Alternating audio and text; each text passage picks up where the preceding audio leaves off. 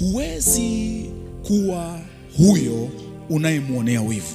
Yaani hata akiondoka kwenye nafasi yake huwezi kuwa yeye. Pambana unavyopambana, akianguka haikusaidii wewe kuinuka. Msaidie mwenzako afurahie ambacho Mungu ameweka ndani yake. Usiwe sababu ya maumivu na huzuni kwa mtu yoyote.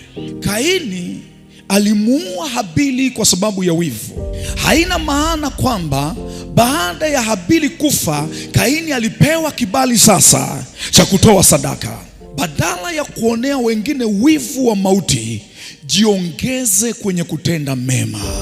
Ongeza bidii yako, ongeza shauku ya kuinuka, kwa sababu huwezi kuwa yeye. Kwa hiyo hata ukipambana kuniangusha, ni kweli naweza kuanguka, lakini wewe utabaki wewe mwenye maumivu na majuto ndani yako.